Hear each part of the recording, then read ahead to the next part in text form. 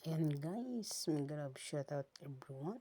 Ito na naman siya Ate Remy guys. Ayan no, nagsaing siya ng kanyang lunch at saka dinner. O diba? Ayan no, 12 hipon. Ayan, tag 6 sa lunch, 6 sa dinner. Ayan, mega love shoutout kay Madam MK from Japan, Daddy Frankie, mega love shoutout everyone. Ayan o, sige nang kain. Para-paraan lang guys, malamig kasi guys, kaya nakakatamad pumunta sa baba.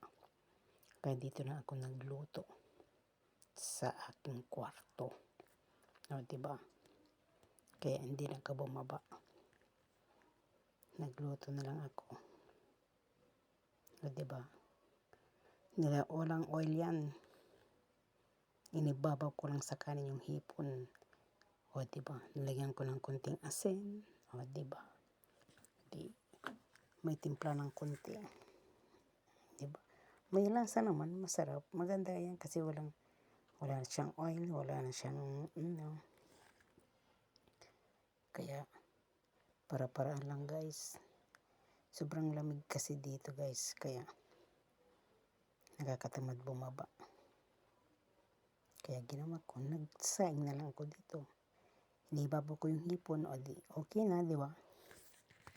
Ako lang naman mag-isang kumain eh, o di ba?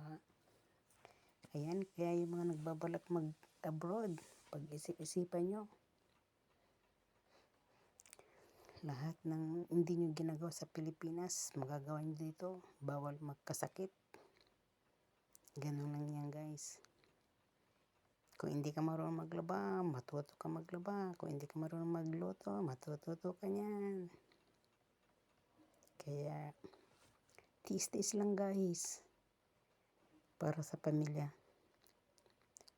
O diba? Timo na mega love shoutout, Charpa B-Boy, Ate DC, Kabagis, Brother X, Kuya Alex. Oy, Team Kapatiran. Kumusta na? Ano na? Salako. Chika, usiswang. O diba? Hindi nakakain ako ng lunch. Yung natira ko sa dinner. Hahaluan ko samahan ko ng saging. O diba? May saging pa ako. Saging na hinog. Diba? Bukas maglaga tayo ulit ng mais. Hintay kakain ng kanin. Ano na lang. Mais lang at saka isda. Magsigang ako ulit ng isda. Ng tambakol. Diba? Salit-salit lang yung rice guys. Kasi medyo na tayo, maedad na tayo. Kaya bawasan natin ang rice. O diba? Kaya mag-ingat-ingat. Ganun talaga. Ang tumatanda, mag-ingat-ingat tayo para maging hindi tayo magkasakit guys.